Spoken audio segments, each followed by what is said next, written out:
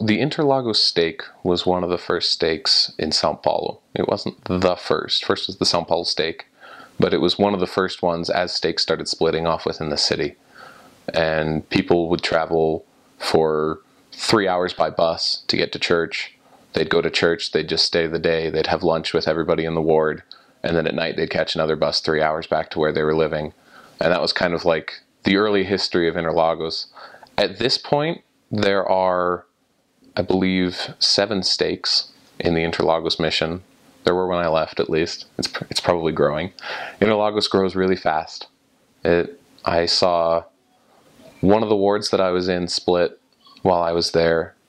I had the privilege of opening São Lourenço, which was a new branch. It just keeps growing. There's so many people, the church just kind of explodes there. São Paulo is one of 5 missions in the actual city of São Paulo. There's São Paulo North, South, East, West, and Interlagos, which is kind of the southwest corner. About 5 of its stakes are in the actual city itself. One of the stakes is like the southern part of the city, and then a couple of the satellite sort of towns that are underneath it.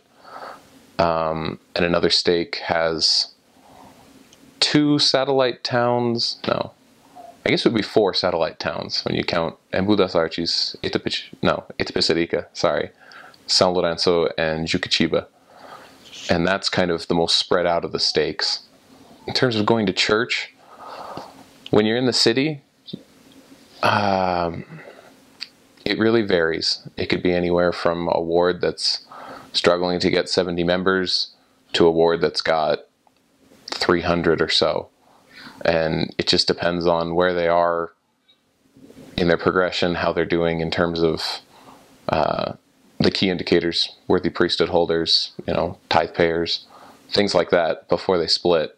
But in general, the people in Brazil love to grow the church, the leaders in Brazil.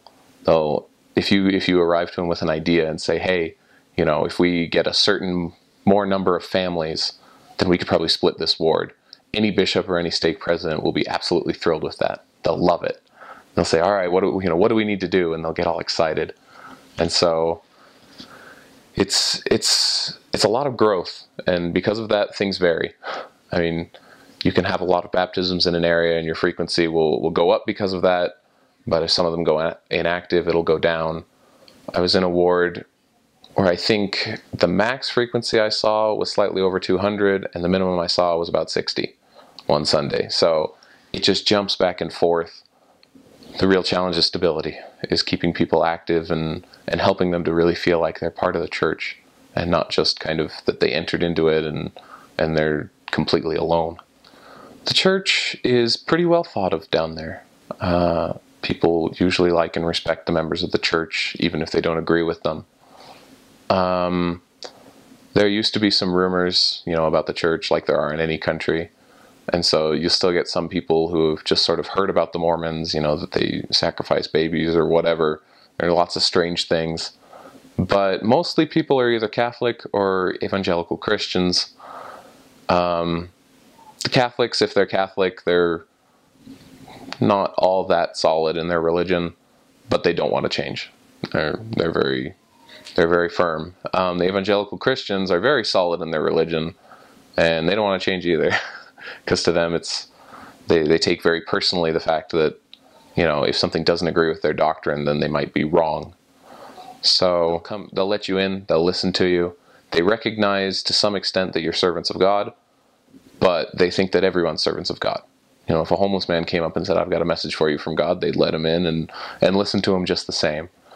So other than that, there's the Seventh-day Adventists, which are very, very strong in their religion.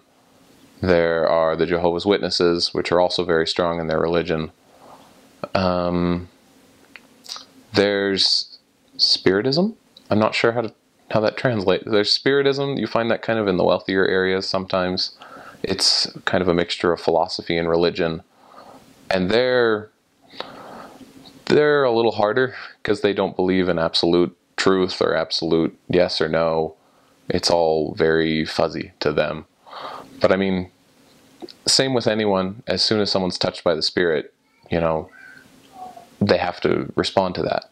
Or when they respond to that, I should say, they really understand what their purpose is. And if they're willing to commit to that purpose, if they're willing to understand that response from God and take it as a response from God, then, they're 100%.